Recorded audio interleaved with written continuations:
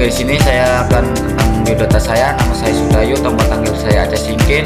14 September 2003. Alamat saya di Kota Baru, Aceh Singkil. Prodi saya Agroteknologi, internship saya di Universitas Tengku Umar.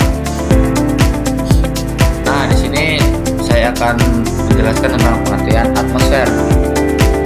Apakah teman-teman tahu tentang atmosfer? Nah, di sini atmosfer itu berasal dari bahasa Yunani, yakni atmos yang berarti uap air atau gas, serta sfer yang berarti kan selimut. Nah, jadi atmosfer tersebut dapat diartikan ialah sebagai lapisan gas yang menyelimuti suatu planet, termasuk juga bumi. Dari permukaan planet itu sampai jauh di luar angkasa dengan ketebalan ialah kurang lebih 1000 km dari permukaan bumi, serta juga bermassa 59 kali 1014 ton. Nah, di bumi atmosfer tersebut terdapat dari ketinggian 0 km dari permukaan tanah sampai dengan sekitar 560 km dari atas permukaan pada bumi. Dan apakah kawan-kawan tahu ini gambar apa? Nah, pada gambar ini kita akan mempelajari tentang lapisan-lapisan pada atmosfer. Oke, yang pertama itu lapisan atmosfer itu terdapat 5 lapisan, dan yang pertama itu yaitu troposfer. Nah, pada troposfer manusia pada lapisan troposfer masih memungkinkan untuk bernapas, sehingga tidak heran kita lihat para pendaki gunung masih bisa bertahan pada lapisan ini, namun bisa menyebabkan rasa lelah dan keringat dingin. Nah, fenomena alam seperti perubahan cuaca dan iklim terjadi pada lapisan ini. Lapisan troposfer mengandung 2 senyawa kimia, yaitu karbon dioksida dan uap air. 2 senyawa ini juga paling banyak ditemukan dibandingkan dengan lapisan lain. Lapisan troposfer terletak pada ketinggian 0 sampai 12 km di atas permukaan bumi. Troposfer merupakan lapisan paling dasar yang dekat dengan bumi, maka dari troposfer berfungsi menjaga kestabilan udara di bumi. Nah, dari gambar ini kita tahu bahwa ketinggiannya itu 0 sampai 10 sampai 12 km. Oke, yang kedua itu lapisan yang kedua yaitu troposfer. Nah, lapisan yang kedua itu stratosfer, yaitu lapisan yang bersuhu dingin dan hanya ditempati oleh ozon.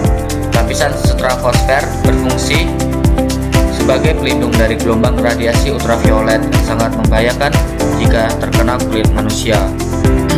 Lapisan ozon akan menipis jika aktivitas di dunia banyak melakukan kerusakan seperti penebangan pohon secara masif. Lapisan yang berada di atas lapisan troposfer. Nah, lapisan ini terletak pada ketinggian 12 sampai 10 sampai 50 km. Dan yang ketiga yaitu yang ketiga lapisan mesosfer. Nah, pada ketinggian 50 km sampai dengan 75 km di atas permukaan bumi.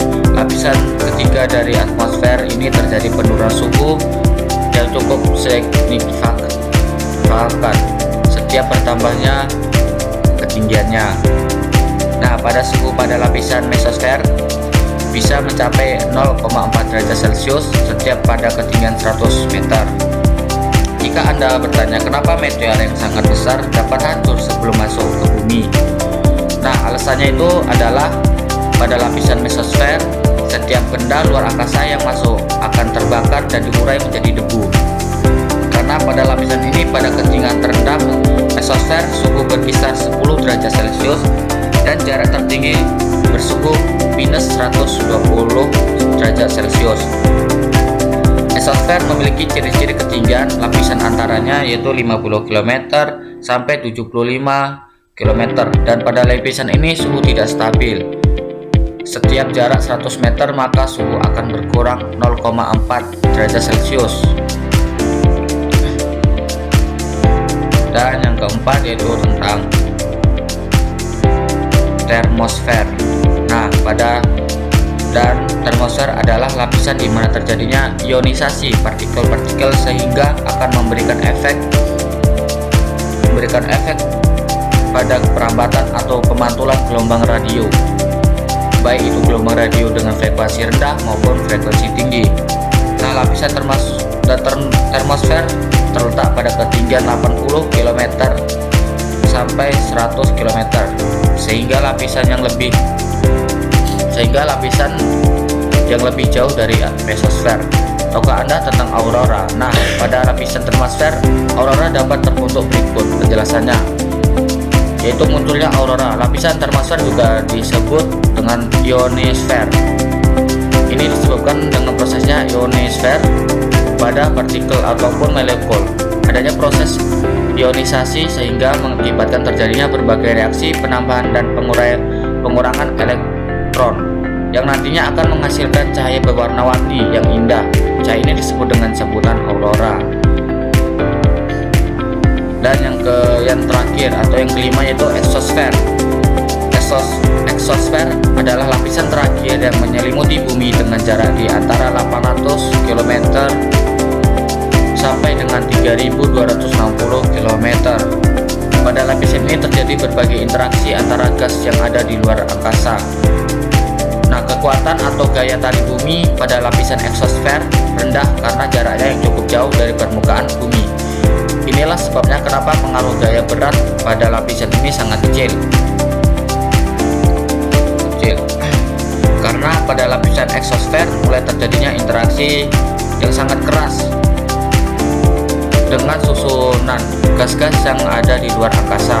Sangat sedikit ditemukan gas pada lapisan exosfer. Munculnya cahaya redup pada lapisan ini disebabkan karena unsur hidrogen sangat sedikit. Cahaya redup ini dikenal dengan cahaya zodiakal dan Gegenschein.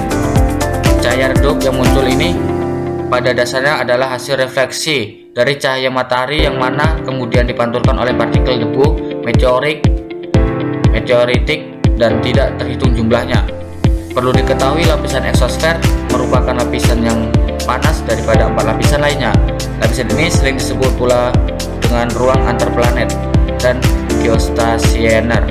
Lapisan ini sangat berbahaya karena merupakan tempat terjadinya kehancuran meteor dan dari angkasa luar. Nah, ciri-ciri pada exosfer yaitu berada pada ketinggian antara 1000 sampai 1000 km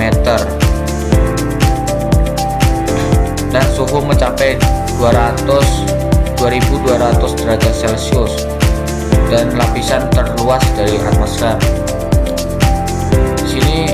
Di sini saya menjelaskan fungsi atmosfer. Nah, kawan-kawan, apakah tahu fungsi atmosfer itu apa?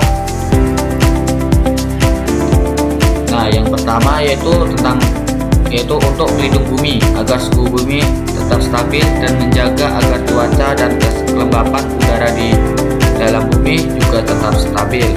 Dan yang kedua itu penyiimbangan keadaan di dalam dan di luar bumi. Yang ketiga, mengurangi rasa panas yang diberikan langsung oleh cahaya matahari. Dan yang keempat, melindungi bumi dari serangan meteor-meteor atau benda-benda luar angkasa. Dan yang kelima, menjaga agar gravitasi bumi tetap stabil. Dan manfaat atmosfer. Nah, di sini terdapat 4 manfaat atmosfer. Yang pertama yaitu melindungi bumi dari paparan radiasi sinar ultraviolet dengan lapisan ozon. Sinar ultraviolet sangat berbahaya bagi kehidupan makhluk hidup di bumi.